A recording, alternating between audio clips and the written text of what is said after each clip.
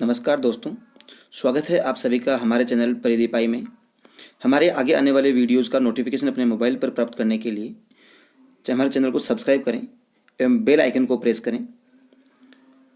अगर आपको गणित विषय में किसी भी टॉपिक में किसी भी चैप्टर में अगर कोई समस्या हो तो नीचे दिए गए नंबर पर आप व्हाट्सअप कर सकते हैं।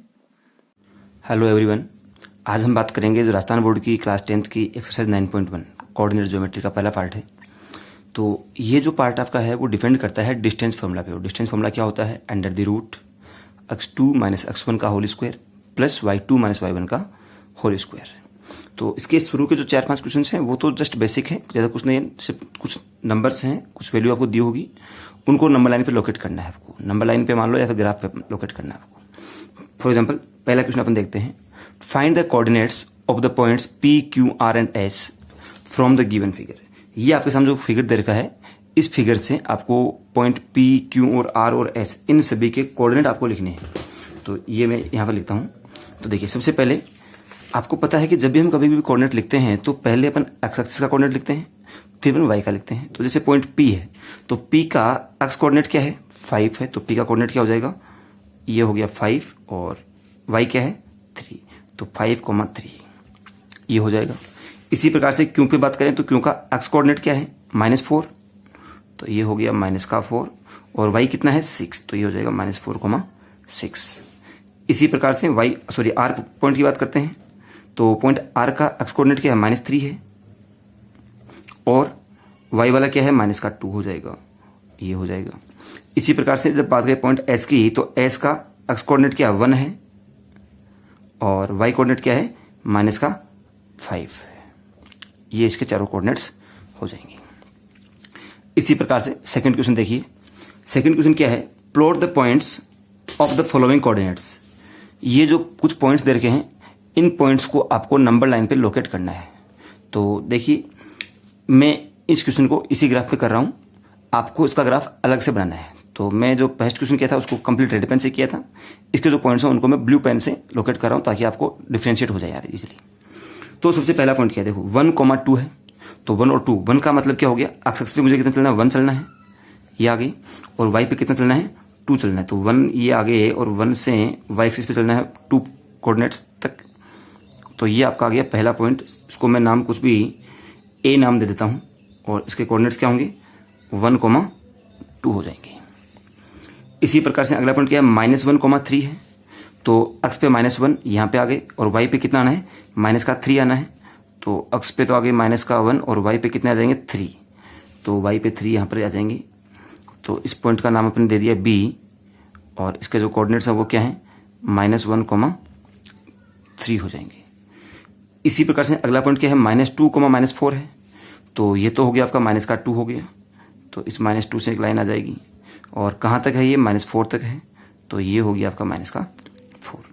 तो इस पॉइंट का नाम मैंने सी नाम देता हूं और इसका पॉइंट का लोकेशन क्या है? -2, -4 है।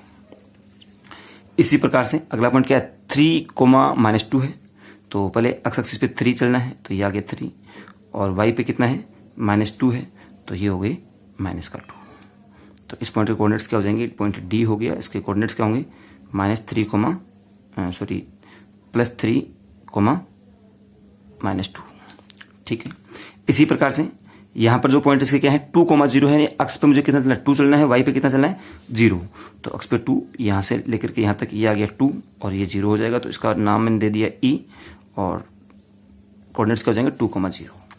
इसी प्रकार से इधर कितना है? 0,3, मतलब एक्स पे 0 वाई पे 3। तो एक्स पे 0 तो यही है और वाई पे 3 कहाँ आ जाएगा? यहाँ पर आ जाएगा। तो इस पॉइंट का नाम मैंने एफ दे देते हैं और इसका कोऑर्डिनेट क्या हो जाएंगे? 0,3 हो जाएंगे। ये हो जाएगा आपका क्वेश्चन नंबर सेकंड का कंप्लीट आंसर। इसी प्रकार से आगे अपन बात करते हैं क्वेश्चन नंबर 3 की। By taking rectangular coordinate axis, मतलब आपको सिंपल एक ग्राफ लेना है और उस ग्राफ पर प्लॉट द पॉइंट्स। आपको ये कुछ पॉइंट दे रखे हैं, वो पॉइंट लोकेट करने हैं, प्लॉट करने हैं। पहला क्या है? 0,0। तो देखो 0,0 कहाँ होगा? मैंने बना दिया 0,0, ये वाला पॉइंट हो गया। मान लिया इसका नाम क्या दे रखा है? ओरिजिन है, तो इसको मैं ओ से डिनोट कर सकता हूँ। तो इसमें भी नाम भी दे रखा है, ओ दे रखा है। तो ये तो हो गया 0,0। फिर बोल रहा है P 3,0, यानी आपका एक्स एक्सिस पे P जो है वो क्या आएगा? 3,0 आएगा, तो इसका नाम P दे दिया और इसका लोकेशन क्या होगा 3,0। जो भी पॉइंट होते हैं उसको अपन इस प्रकार से डिनोट करते हैं नॉर्मली, ठीक है। उसके बाद में एंड R 0,4 और पॉइंट एक R होगा जिसपे एक्स कोऑर्डिनेट क्या है 0 है, वाई कोऑर्डिनेट क्या है 4 है, तो ये हो जाएगा 0,4। इसका नाम क्या दे दिया मैंने R और लोकेशन क्या है 0,4। अब आगे बोल रहा है देखो, if OPQR is a rectangle, अगर OPQR क्या है एक रेक्टेंगल। अब देखो अगर ये रेक्टेंगल होता है तो क्योंकि यहाँ तो 90 डिग्री बनता है, तो यहाँ से भी एक लाइन जाएगी जो कि इसके ऊपर 90 डिग्री एंगल बनाएगी, और एक लाइन यहाँ से भी जाएगी जो भी इसके ऊपर 90 डिग्री एंगल बनाएगी। तो ये कह रहा है then find the coordinates of point Q। तो ये O हो गया, P हो गया, ये R हो गया, ये पॉइंट Q है, तो आपको पॉइंट Q के कोऑर्डिनेट्स आपको फाइंड आउट करने हैं।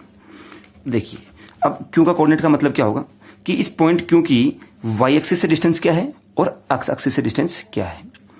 वाई एक्सिस से जो डिस्टेंस होती है वो होता है आपका एक्स कोऑर्डिनेट, ये बात याद रखिए हमेशा। Distance from Y axis is always X coordinate. X coordinate जो होता है वो क्या होता है, उस पॉइंट की वाई एक्सिस से डिस्टेंस को बोलते हैं, और जो आपका वाई कोऑर्डिनेट है वो क्या होता है, डिस्टेंस फ्रॉम एक्स एक्सिस होता है। तो जो डिस्टेंस यहां से लेकर के यहां तक की होगी, मतलब जो डिस्टेंस आपकी ओपी की होगी वही आर क्यू की भी होगी। और ओपी की जो डिस्टेंस है वो कितनी है 3 है क्या, मतलब यहां से लेकर यहां तक की डिस्टेंस क्या होगी 3 होगी, तो ये वाला पॉइंट भी क्या होगा 3 होगा। इसी प्रकार से जो डिस्टेंस आपकी पी क्यू की होगी वही क्या होगी ओ आर की भी होगी। तो ओ आर की डिस्टेंस क्या है, ये वाला देखो उसका वाई कोऑर्डिनेट क्या है 0 है, इसका वाई कोऑर्डिनेट क्या है 4 है, तो इसका कितना है 0, तो इसका भी कितना हो जाएगा 4। तो इसका मतलब जो पॉइंट क्यू के जो कोऑर्डिनेट्स होंगे वो क्या होंगे 3,4 होंगे। दैट्स योर आंसर, यही आपका आंसर है। इसके उसमें क्या करना था आपको, सबसे पहले पॉइंट ओ, पॉइंट पी और पॉइंट क्यू, इन तीनों पॉइंट्स को ओ पी और आर, इन तीनों पॉइंट्स को नंबर लाइन पे लोकेट ग्राफ पे लोकेट करना था। फिर ये बोल रहा है कि अगर ओ पी क्यू आर अगर एक रेक्टेंगल है तो आपको पॉइंट क्यू को लोकेट करना है, तो ये आपका पॉइंट क्यू हो जाएगा, और पॉइंट क्यू की लोकेशन क्या होगी ये हो जाएगी, ठीक है। इसी प्रकार से अपन आगे बात करते हैं क्वेश्चन नंबर 4 की। तो देखिए क्वेश्चन 4 क्या होगा। क्वेश्चन 4 आपका है प्लॉट द पॉइंट्स, ये सभी पॉइंट दे रखे हैं, which figure is obtained by joining them serially. अगर आप इस सबको ज्वाइन करेंगे तो आपको कौन सा फिगर मिलेगा। तो देखिए सबसे पहले देखो पहला पॉइंट क्या देखा है -1,0, तो भाई -1,0 तो यहाँ होगा, मैंने इसका नाम दे दिया सब, चलो पॉइंट P नाम दे देता हूँ इसका, और इसका नाम क्या है -1,0। फिर है अगला है 1,0, तो 1,0 कहाँ होगा, ये यहाँ होगा,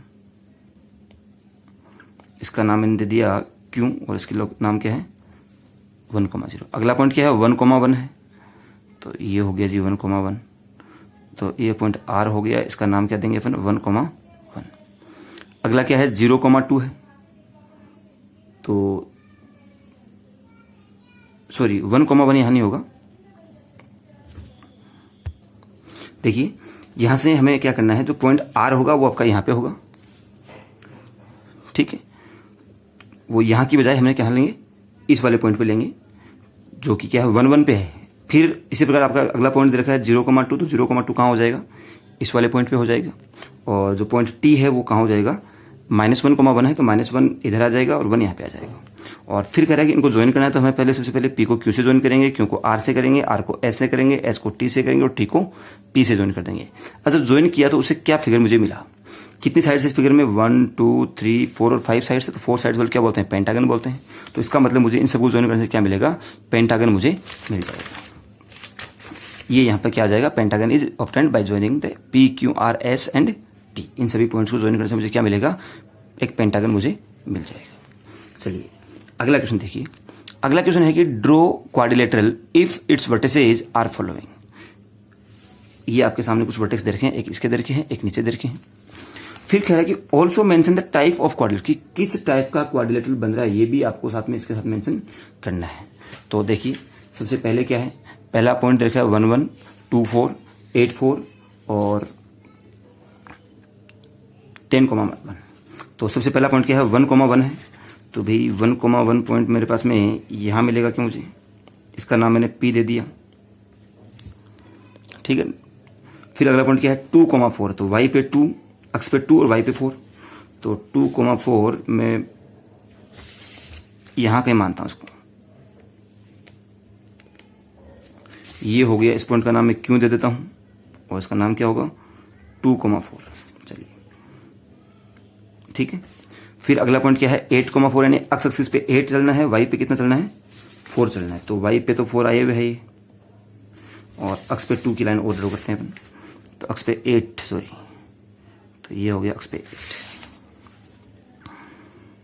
तो ये हो गया पॉइंट आर और इसकी लोकेशन क्या होगी 8,4। अगला पॉइंट क्या है 10,1। तो अक्स पे तो आ गया 10 और वाई पे 1, तो 1 की लाइन ये वाली है और ये हो गई आपकी 10। तो ये वाला पॉइंट हो गया आपका एस और इसकी लोकेशन क्या होगी 10,1 हो जाएगी।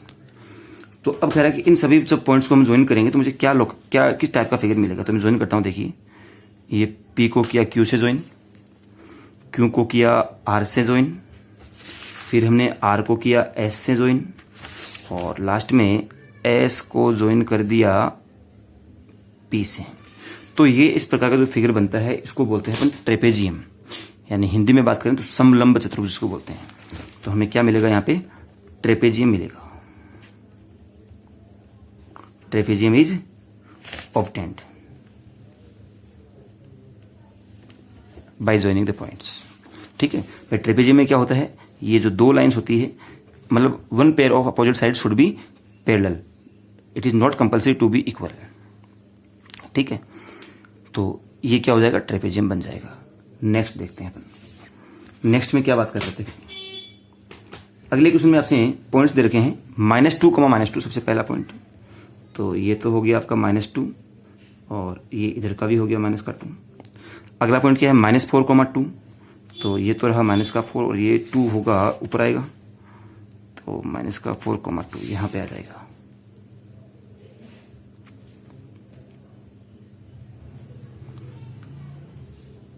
पहला पॉइंट मैंने P है, इसका नाम क्या रहा -2, ये हो गया आपका पॉइंट Q और इसका नाम क्या दिया आपने -4,2।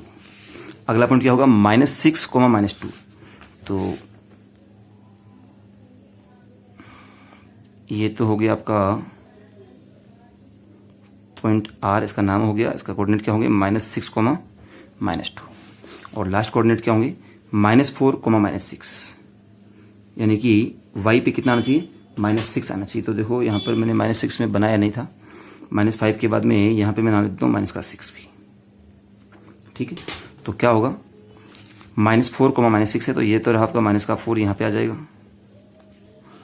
और -6 कहाँ है यहाँ है, तो ये इसका नाम दे दिया मैंने S, इसके कोऑर्डिनेट्स होंगे -4, -6, ये हो जाएंगे इसके कोऑर्डिनेट्स। अब हम क्या करते हैं इन सभी पॉइंट्स को ज्वाइन करते हैं।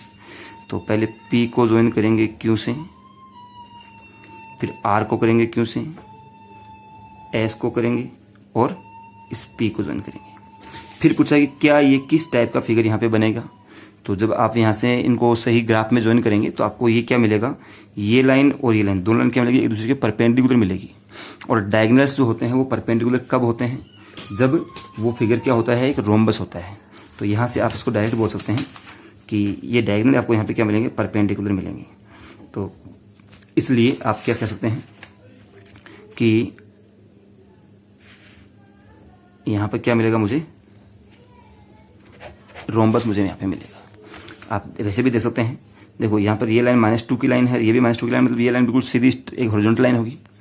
ये लाइन यहाँ पे -4 की है, ये भी -4 की है, तो ये वाली लाइन भी क्या होगी एक एग्जैक्टली वर्टिकल होगी। एक हॉरिजॉन्टल लाइन और एक वर्टिकल लाइन हमेशा क्या होती है दूसरे के परपेंडिकुलर होती है। तो आप डायरेक्ट यहाँ पे बोल सकते हैं कि ये क्या होगा एक रोम्बस होगा। अगर आपको डायरेक्ट पता नहीं चलता है, आप यहाँ से PQ की डिस्टेंस निकालिए, QR की निकालिए, RS की निकालिए और PS की निकालिए, और सभी की जो डिस्टेंस आएगी वो क्या आनी चाहिए इक्वल आ जाएगी। हालांकि आपको ऐसा नहीं करना है, लेकिन अगर आपको ऐसा पता नहीं चलता है कि कैसे होगा क्या होगा, तो फिर आप ऐसा यहाँ पे कर सकते हैं। इसी प्रकार से आगे बात करते हैं अपन क्वेश्चन नंबर 6 की। 6 देखिए क्या बोल रहे हैं, find the distance between the following points. आपके पास कुछ पॉइंट्स दे रखें, अब ग्राफ खत्म हो गया, आपके ग्राफ नहीं बनाना, अब क्या लगाना आपको डिस्टेंस फॉर्मूला यूज करना है यहाँ पे।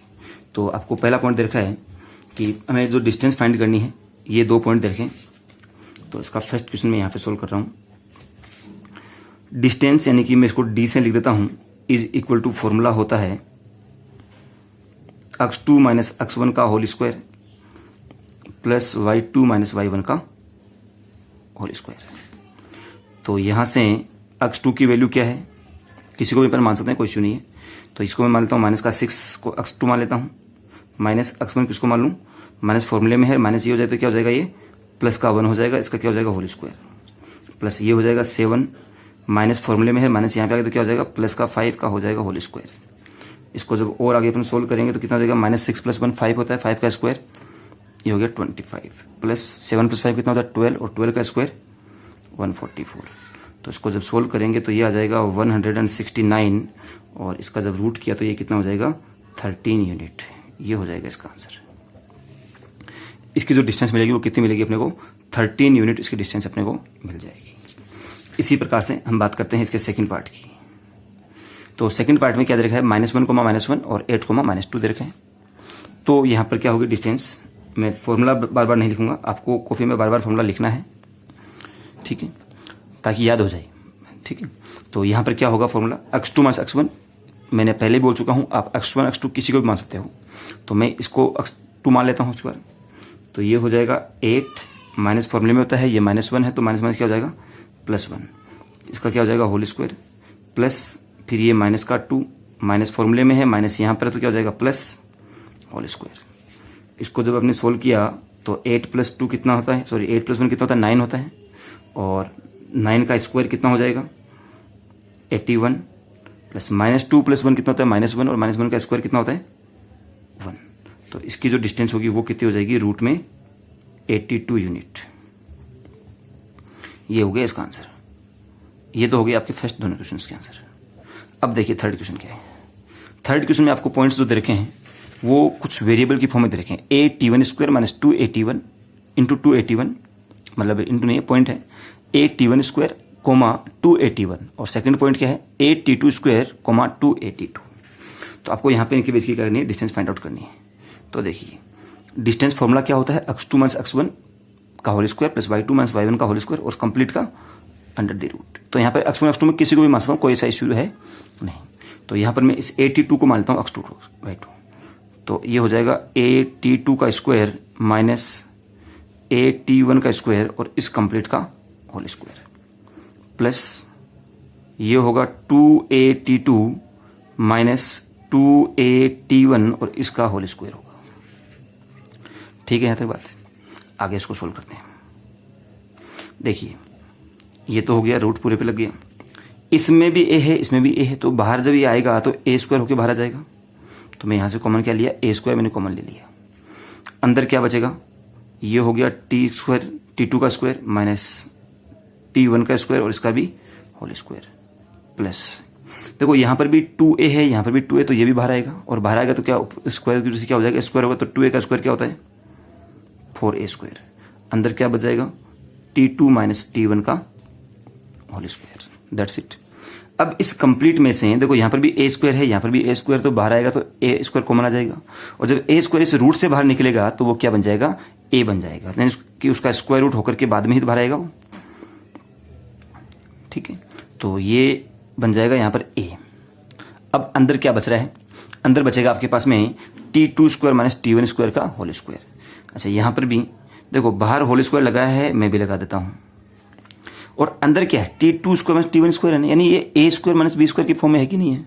और अगर ये a² माइनस b² की फॉर्म में है तो इसको मैं क्या कहता हूं t2 माइनस t1 और इनटू में t2 प्लस t1, ये लिख सकते हैं क्या। प्लस यहां पर क्या बचेगा 4 बच गया था, और इनटू में क्या है t2 माइनस t1 का होल स्क्वायर। और थोड़ा इसको आगे सोल्व करते हैं। तो ये a अपनी जगह है। अब जब दो अलग अलग नंबर्स का स्क्वायर है, दोनों नंबर इनटू में है, तो इसको मैं ऐसा भी लिखता हूं क्या t2 माइनस t1 का होल स्क्वायर और इनटू में t2 प्लस t1 का होल स्क्वायर, और आगे का नंबर जो है वो सेम टू सेम हो जाएगा t2 माइनस t1 का होल स्क्वायर। अब देखिए इस कंप्लीट एक स्टेप ये है, एक टर्म ये है, दो अलग अलग टर्म्स है, तो इन दोनों में t2 माइनस t1 का होल स्क्वायर कॉमन आ रहा है नहीं आ रहा है, तो इस t2 माइनस t1 को मैं ले लूंगा कहाँ, बाहर ले लूंगा। तो जब बाहर लेंगे तो इसका रूट हो जाएगा, यानी यहां से भी इसका स्क्वायर रूट स्क्वायर जो है वो हट जाएगा, तो ये क्या हो जाएगा a into t2 minus t1 तो आ गया बाहर। अब देखो अंदर क्या बचेगा, अंदर यहाँ पे क्या बचेगा, इसमें ये तो बाहर आ गया था, क्या बचेगा यहाँ से T2 प्लस T1 बचेगा, तो ये हो जाएगा T2 प्लस T1 का होल स्क्वायर, और प्लस यहाँ से क्या बचेगा, केवल 4 यहाँ से बच जाएगा, और ये हो जाएगा इसका आंसर। तो इसका जो फाइनल जो आंसर है वो मैं दोबारा से लिख देता हूँ एक बार के लिए, वो क्या हो जाएगा, A into T2 minus T1 और फिर under the root T2 square T1 square plus 4, ये इसका आंसर हो जाएगा। That's it. इसी प्रकार से बात करते हैं क्वेश्चन नंबर 7 की। यह है prove that the points 2, -2, -2, 1 and 5, 2 are the vertices of right angle triangle. हमें यह प्रूव करना है कि ये जो 3 वर्टेक्स आपके पास दे रखे हैं, ये तीनों क्या है, एक राइट एंगल ट्राइंगल के वर्टेक्सेज हैं। तो मान लेते हैं कि पॉइंट P है, उसके कोऑर्डिनेट्स क्या हैं, 2, -2 है। Q के कोऑर्डिनेट्स क्या क्या हैं, -2, 1 है, और R के कोऑर्डिनेट्स क्या क्या हैं, 5, 2 है। ठीक है, ये क्या होगा, triangle PQR is said to be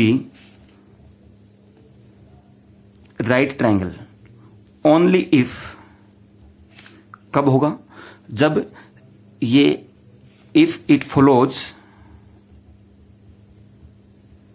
Pythagoras theorem. अगर ये पाइथागोरस थ्योरम को फॉलो करता है तभी ये क्या होगा, ये एक राइट एंगल ट्राइंगल होगा। तो हम यहाँ पे क्या करेंगे, पहले PQ की वैल्यू निकालेंगे, फिर QR की निकालेंगे और फिर PR की निकालेंगे, तीनों की वैल्यू निकालेंगे और उनको प्लस चेक करेंगे कि क्या ये पाइथागोरस थ्योरम को फॉलो करता है या नहीं करता है। तो यहाँ पे मैं बात करता हूँ PQ की। तो देखो PQ की वैल्यू क्या होगी, डायरेक्ट लिख रहा हूँ मैं, क्या होगा, 2 माइनस फॉर्मूले में होता है, ये क्या हो जाएगा, माइनस है, तो यहाँ पे क्या हो जाएगा 2 + 2 का होल स्क्वायर प्लस ये -2 माइनस फॉर्मूले का है, ये हो जाएगा इसका स्क्वायर। तो ये कितना हो जाएगा, यहाँ से 2 + 2 कितना होता है, 4, 4 का स्क्वायर, चलो एक बार 4 लिख दिया, प्लस -2 - 1 कितना होता है, -3। तो ये कितना हो जाएगा यहाँ से 16 + 9 यानी कि रूट में 25। तो अगर PQ की वैल्यू ये है तो PQ स्क्वायर की मुझे चाहिए होगी, क्योंकि पाइथागोरस में स्क्वायर करना पड़ता है, तो PQ स्क्वायर में डायरेक्ट लिखता हूँ, कितना होता है 25। ये हो गया पहला इक्वेशन मेरे पास। इसी प्रकार से मैं बात करता हूँ QR की बात करूँ, तो यहां से मैं QR की नहीं करके डायरेक्ट QR स्क्वायर की बात कर लेता हूं। स्क्वायर के लिए क्या होगा, इसका रूट हट जाएगा यहां से। तो देखिए स्क्वायर क्या होगा, यहां पर मैं इसको x2 मान रहा हूं, तो 5 माइनस फॉर्मूले में होता है, माइनस यहां पे आ गया तो क्या हो जाएगा, +2 का होल हो जाएगा, प्लस ये क्या हो जाएगा 2 - 1 का होल स्क्वायर। तो 5 + 2 कितना होता है 7, और 7 का स्क्वायर 49, प्लस 2 - 1 1 और 1 का स्क्वायर 1। तो यहां से QR स्क्वायर इक्वल टू कितना हो जाएगा 50। ये हो गया सेकंड पोर्शन। इसी प्रकार से अब अपन बात करते हैं PR की भी। ठीक है, तो PR का भी मैं स्क्वायर की बात करता हूं। तो PR स्क्वायर क्या होगा, देखो 5 - 2 हो जाएगा, 5 - 2 का स्क्वायर प्लस ये 2 माइनस फॉर्मूले में है, माइनस यहां पे तो प्लस का 2 हो जाएगा, और इसका भी क्या हो जाएगा होल स्क्वायर। 5 - 2 होता है 3, और 3 का स्क्वायर कितना होता है 9, प्लस 2 + 2 4, 4 का स्क्वायर 16। तो यहां से मुझे PR स्क्वायर की वैल्यू भी क्या मिल जाएगी 25। तो हम now we can say that, now देखिए PQ square plus PR square equal होता है क्या QR स्क्वायर की। भाई देखो ये भी 25 है, ये भी 25 है, ये इक्वल टू 50 हो रहा है, तो मतलब इक्वल हो रहा है।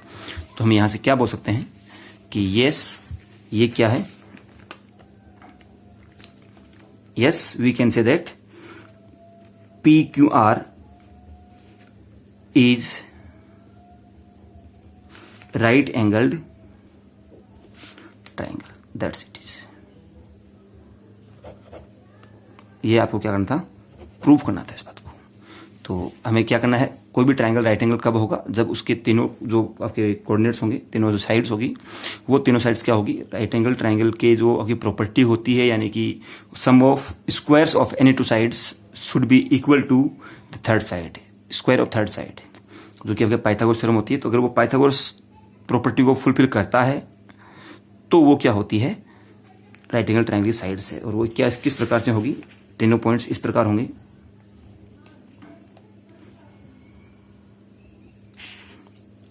इसमें पी क्यू और पी आर है ना, तो पॉइंट पी यहाँ पे आ जाएगा, क्यू यहाँ पे आ जाएगा और आर यहाँ पे आ जाएगा। तो देखो पी क्यू कितनी है, √25 यानी 5 हो रही है, पी आर भी 5 हो रही है, तो ये कितना हो जाएगा यहाँ से 5√2 हो जाएगा। ठीक है, तो ये हो गई आपके क्वेश्चन नंबर 1 to 7 तक हो जाएंगे। उम्मीद करता हूँ समझ में आए होंगे। फिर भी अगर किसी को कोई समस्या हो, कोई दिक्कत हो, तो आप मुझे मैसेज कर सकते हैं। मेरा व्हाट्सएप नंबर है 9667739495। Okay, thank you.